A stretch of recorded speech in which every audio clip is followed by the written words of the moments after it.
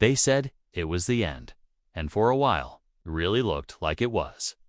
The final mission, Impossible movie, led by a now 61-year-old Tom Cruise, almost stumbled before reaching the finish line. After all the explosions faded, the stunts were done, and the lights dimmed in theaters. It became clear this wasn't just another action film. It was personal. This was Cruise's farewell to a character he'd lived and bled for over 25 years. A send-off not just to Ethan Hunt, but maybe, just maybe, to Tom Cruise's time as the last great action hero of a fading Hollywood era. Back in 2022, the world was still recovering from the shockwaves of COVID. Hollywood, too, was rebuilding. And amidst all of this, Cruise was preparing for what he called the biggest project of his life. Mission Impossible: Dead Reckoning Part 1. But it wasn't just big, it was crushingly expensive. The budget soared past $290 million, and that didn't even include global marketing. Analysts warned it needed to earn close to $800 million to break even. Everyone felt the pressure. Studios silently prayed, and Tom, he started training to drive motorcycles off cliffs and parachute into gorges like it was day one. Because for him, it was never about comfort or safety. It was about proving that classic. Real action storytelling still mattered. Tom Cruise has made a name out of doing the unthinkable. He's run across tall skyscrapers, clung to the side of flying jets, and performed the kind of stunts that even trained professionals think twice about. But behind the showmanship and daredevil facade was a man confronting something much deeper this time: his own limits. Age was no longer just a number. It was becoming a quiet shadow in the background. He trained obsessively, rehearsing the now famous motorbike cliff jump more than a dozen times. His team said even elite athletes struggled to keep up with him. But still, there was a soft silence behind his eyes in interviews, a growing awareness that this might be his final run. When the movie finally premiered in July 2023, the excitement was massive at first. Early reviews poured in. Critics were respectful, fans were hopeful, but something felt muted. Gone were the jaw-dropping reviews and thunderous applause that had followed Top Gun: Maverick. Dead Reckoning Part 1 looked amazing, felt massive, and was clearly made with heart. But it took its time with the story, ended on a cliffhanger, and lacked a clean payoff, something most modern moviegoers secretly crave. And then came the numbers. The movie opened to decent ticket sales, but not the thunderous success many had hoped for. After 2 weeks, it was clear it wasn't going to dominate the way Cruise had envisioned. At the exact same time, two cultural juggernauts landed in theaters: Barbie and Oppenheimer. Known as the Barbenheimer phenomenon, this unexpected pop culture moment captured the attention of the world. Social media exploded. Everyone rushed to the theaters, giving Cruise's carefully crafted spy film just a small window to shine before it was swallowed whole by pink glitter and nuclear tension. As weeks rolled on, Mission Impossible quietly slipped down the charts. It started to feel like a ghost of a former giant. The million-dollar stunts became YouTube clips. The IMAX screens were taken over by others. And the whispers grew louder: maybe this really was the end. But Tom Cruise is not a man who fades quietly into the background. Instead of retreating, he launched into battle. He jumped on private jets, walked red carpets in every major city, and showed up to theaters unannounced just to thank moviegoers. Cruise, more than anyone in Hollywood, understood what this moment meant. This wasn't just box office anxiety. This was his legacy.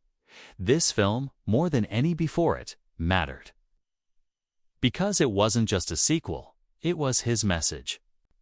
His final push to prove that practical stunts, real human emotion, and old-school filmmaking still had a place in a CGI-saturated, streaming-obsessed world. And little by little, it started to work. Barely, quietly, international markets picked. Up first, Japan, South Korea, a few European audiences still hungry for the old Cruise magic. Fans came back, slowly, almost like returning to an old friend. The box office hauled in week by week, crawling inches at a time toward a finish line no one thought it would reach. And then, almost 4 months later, with barely a breath left in its theatrical run, it did it. Dead Reckoning Part 1 crossed the $567 million mark. Still far from breaking even, yes, but it hit a significant milestone. One no one believed it would get close to after that disappointing start. And in that moment, it became clear. The success wasn't in the number itself. It was the fight, the persistence, the beauty of a man giving everything to create something real in a world that's become more digital and disposable than ever. Cruise didn't save the movie. The mission saved him. It reminded audiences, even just for a few hours, that cinema still has a soul.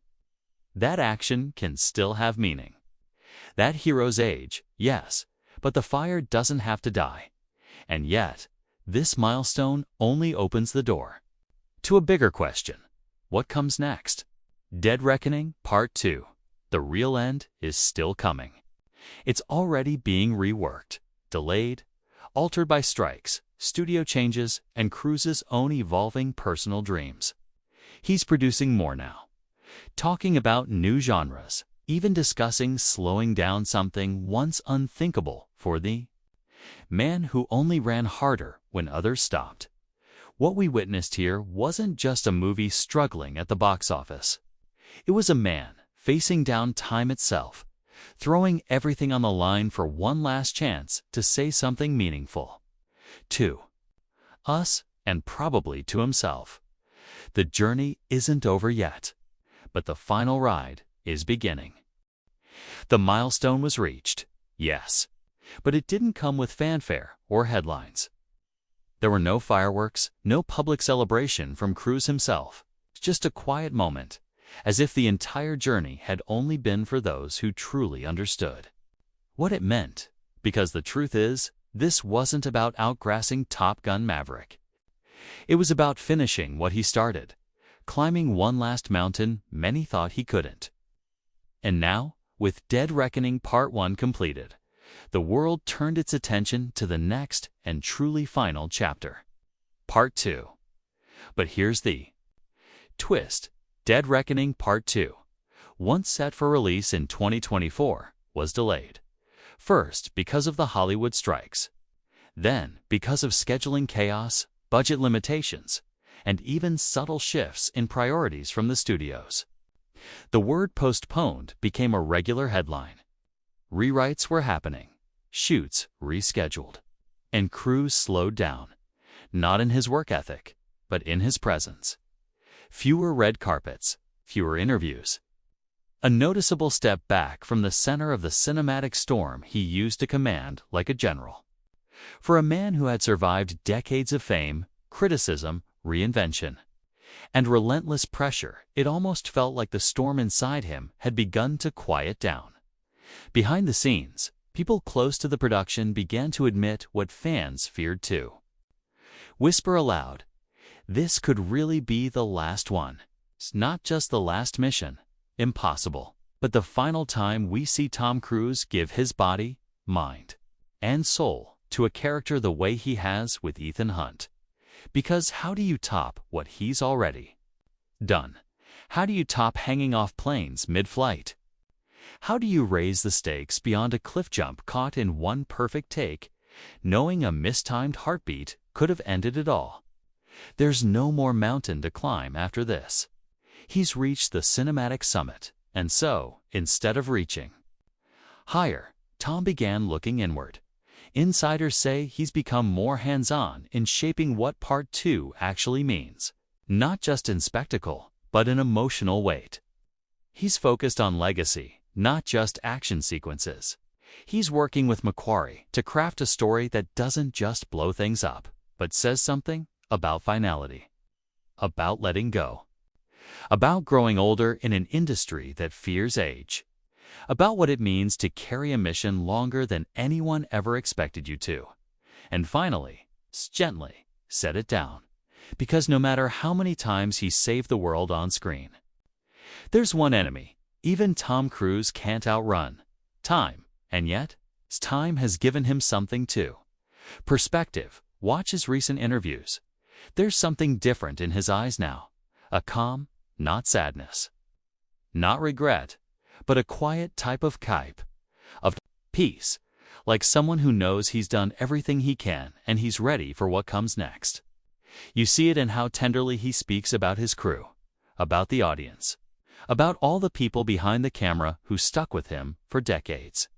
He doesn't talk like a movie star anymore.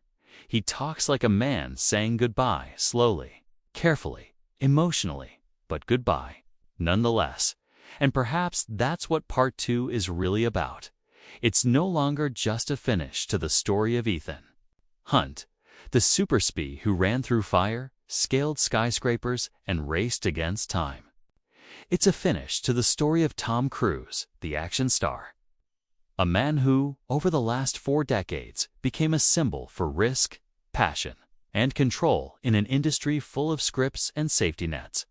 It's not an exaggeration to say that Tom Cruise carried theatrical cinema on his back in a time when theaters were dying. He brought audiences back. Top Gun: Maverick did what no one thought was possible. It united generations. Not by pushing buttons, but by pulling at heartstrings. Not through shock, but through sincerity. And now he wants to do the same. One last time, sources close to the script of Dead Reckoning Part 2 say it's being rewritten to include more emotional depth, more human moments, fewer one-liners, more farewells. It's not going to be about setting up another movie. It's the end, the real end. A passing of the torch, maybe not to another Ethan, but to a new kind of storytelling Cruise might pursue in the future. Because secretly, behind the scenes, the next act is forming. Cruise is developing films where he's not hanging off ledges, but digging deeper into character work. He's been producing more, talking auteurs, discussing working with new directors. He's looking past the fireballs, past the adrenaline, towards stories that don't just test gravity, but explore the soul. That doesn't mean he's leaving Hollywood, but it does mean he might be leaving the version of Hollywood he created, the one where he literally ran, into every scene with a D-word-I attitude that inspired awe for years. The one where the phrase, "Tom always does his own stunts," became less of a fun trivia fact and more of a sacred truth, repeated like myth. We're watching, in real time, the twilight of a movie era. And as strange as it is to imagine a world without Tom Cruise jumping off cliffs, maybe this next chapter, slower, more grounded, is exactly what makes the journey complete. He's earned that ending, not with awards per se, or with record-breaking franchise sequels, but with something even more powerful: respect. The kind that doesn't rely on headlines or marketing campaigns or even box office milestones. It's the kind of respect that fills cinemas long after the film is over. That's what this final Mission Impossible is really about. It's not about stopping a new global threat or racing against a doomsday clock. It's about one man confronting the most personal mission of all, to say goodbye on his own terms. And yes, miraculously, this last movie crossed a major box office line. Yes, it scraped victory from the edge of defeat. But that number, that milestone, it's just the surface. The real wind is in how Tom Cruise reminded us all, even if just for a while, that courage, heart, and storytelling still matter more than spectacle that's showing up for your audience again and again. Takes more bravery than any stunt ever could. And that, when the lights finally go down and the closing credits roll on his final mission, he won't need to say a word. Because everything he ever wanted to say is already there on the screen.